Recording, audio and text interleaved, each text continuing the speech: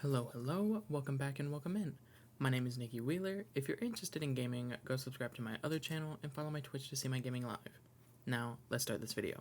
Today, I will be discussing Heartstopper Season 2. If you watched my previous video on it, you know how I feel about the show thus far, but there is always room to change and grow, and Alice Oseman did do that in Season 2. A brief overview is that this show is a novel to series LGBTQ plus teen romance starring Kit Connor as Nick Nelson and Joe Locke as Charlie Spring. The first season was adapted from the first two installments of the Heartstopper series, and Season 2 follows with Volume 3 with the main setting of Paris for a school trip. Each member of our main cast faces some challenges before, during, and even after this trip, and that's what I wanted to talk about. The series starts off the day after the last episode when Nick had come out to his mom.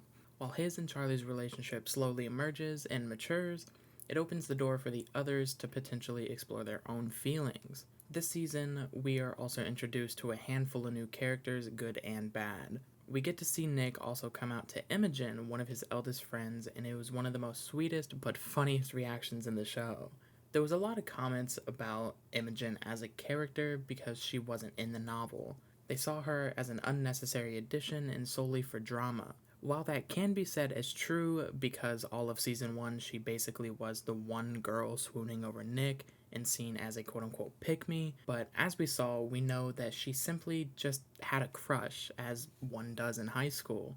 Yes, she may have been the drama, but it was a fundamental change for an on-screen adaptation because without her, a lot of development in Nick's life probably couldn't have happened, like the bowling alley scenes and afterwards. After Nick had told her in an analogy, that is, about himself, we see her character grow and accept the rejection with grace, and it carries over into Season 2 as well. There is a moment in Paris where she is now dating Ben, which, by the way, is an interesting choice. I like how they decided to keep Ben in the story, but also not give him the satisfaction of having a proper return, but still give him his monologue. Anyways, this moment was so good because we see the side of Imogen that isn't always for the dramatics romantically, and she stands up for herself. I haven't spoken to you properly in ages. How's your first day in Paris? Not interested in how my day was then? Why are you in the mood with me? Because you're supposed to be my boyfriend. But instead you've got some sort of obsession with Charlie. What are you trying to say? I don't know why you're obsessed with Charlie. And to be honest, I don't even care. All I know is you're a terrible boyfriend, and I deserve better.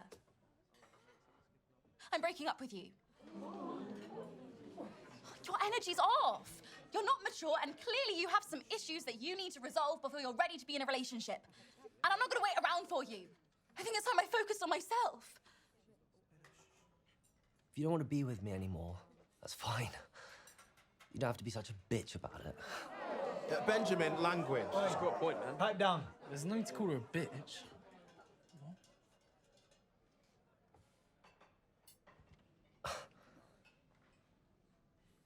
Fine then.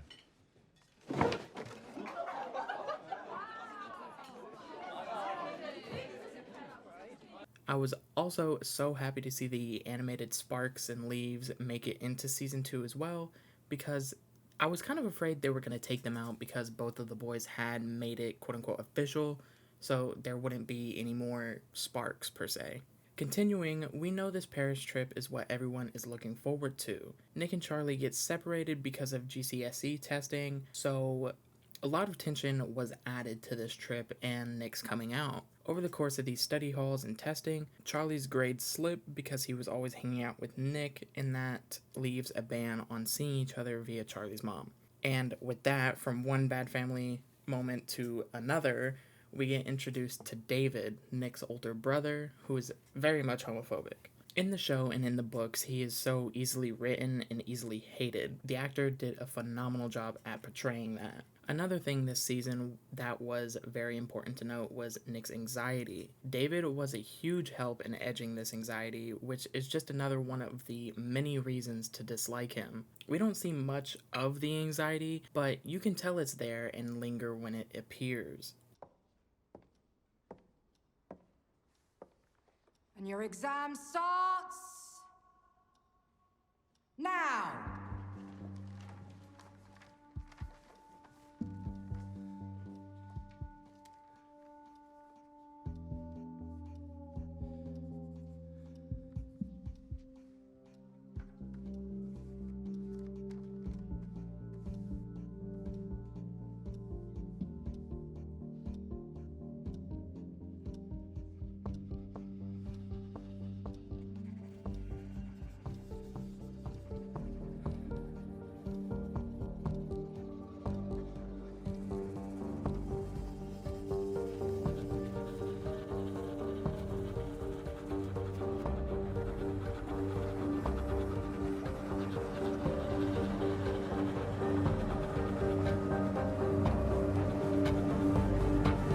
Like I said, there isn't much of it throughout the season, but going off of the novel, we know Charlie is Nick's rock, and hopefully we get to see that in season 3.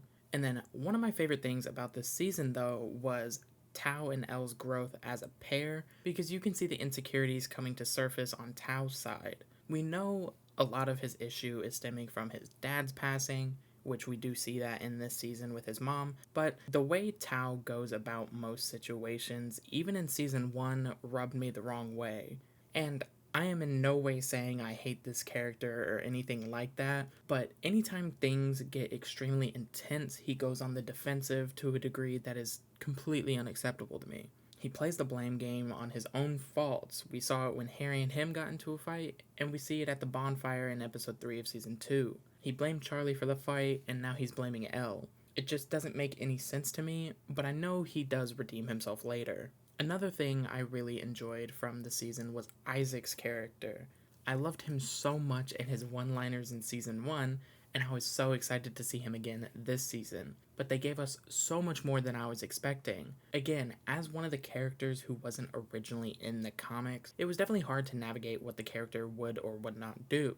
Isaac was no different, though just based off of season 1, I was hoping for kind of exactly what happened, a not so quiet Isaac.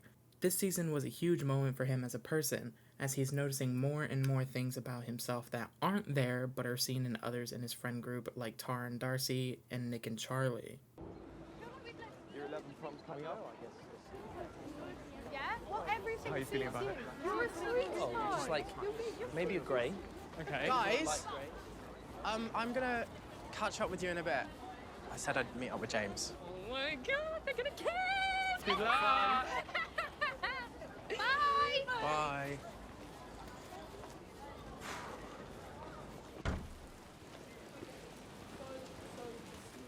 If we don't get wait, are we going there? Is that a real thing? Wanted to wrap it up nicely. Did something happen? Something definitely happened. Can you guys just shut up?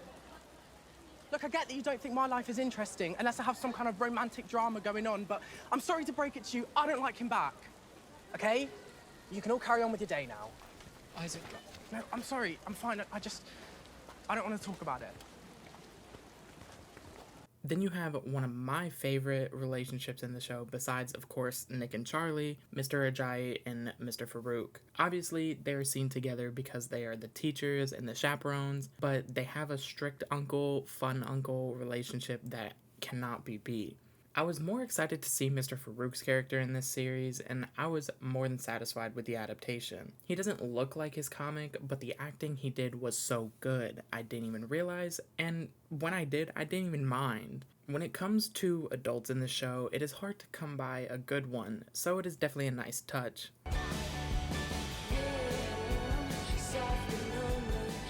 Nathan, Yusuf, you came. said you needed more chaperones. You know, that night in Paris. Pretty stupid thing for us to do. Well, I was going to suggest dinner and drinks next time.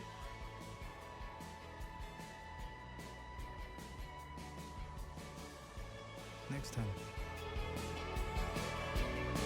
One character that I loved in the comics, but not the show, was Sahar. Even though her portrayal is also really good, I didn't like it as much. I think it was because she was more of a neutral character like Isaac in the beginning, but she didn't actually have much character. It felt like she was just thrown in there versus Isaac being there to be like a coordinator for Tao and Charlie's feuds or struggles. The whole reason she was in the friend group at all was because Tara, Darcy, and Elle were all talking about prom and Sahar happened to overhear. So I think that being the only real character stance just kind of knocked her down a peg.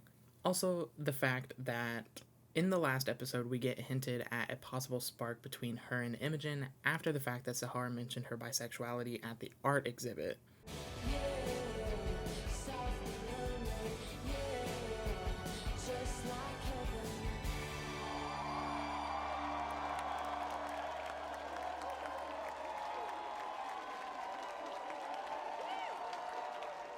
It doesn't feel right to me, at least for Imogen's story. Though I can see it through another lens and say she hasn't had much luck with boys recently, obviously because of her possible interest in girls, though I don't think it can be that black and white, so I would like to know some more on that. Again, she isn't in the comics, so it's hard to tell where the creative thought process went with her character, but to be honest with you, I don't want every character to have like a gay background, so it would be nice to have that straight token friend, and Imogen plays it really well, especially since she has the bubbly personality that I adore her for. That would definitely make a great middle ground. Now, during the Paris trip, we get to see Charlie in a vulnerable state where he wasn't eating nearly as much and fainted in the Louvre. This definitely was a setup for season 3 and the potential conversation of EDs as it shows in the 4th volume and the novellas. We get to see the unguarded and weakened states of both Nick and Charlie as they guide themselves through a recovery period with the imagery and hardships of some of these mental and physical struggles and how they are tending to each other's needs when in stressful times. I think this season was a major upgrade overall. We're introduced to some amazing new characters that have progressed the main crew stories at a pace that is still reasonable with the actual timeline. The imagery this season was also amplified with filters and the animated portions. It added so much more effect and emotion into these scenes, and I loved it. I also learned that a lot of these scenes were improvised by the cast, so a lot of the characters' emotions were true in a lot of the situations, which is another reason why I like this show in particular because of how easily the cast gets along to improvise scenes like these. A lot happened this season. New friendships, new relationships, new characters coming in, and old characters leaving. So I just know that season 3 will be chaotic, but also extremely heartfelt, and season 2 was just the start of this chaos. Nothing will probably compete with how emotional this show has gotten me as I watched it, and I'm going to assume season 3 will be just the same. Just like last time, I hope to see this show grow even more and continue to be good representation for LGBTQ+ people in the media and more. If you want to watch the show, if you haven't already, it is a Netflix original written and produced by Alice Oseman, who is also the writer and illustrator for the novels. If you like this video, give it a thumbs up and subscribe for more content like this. Also, comment down below of what you would like for me to cover next. And until next time, bye guys.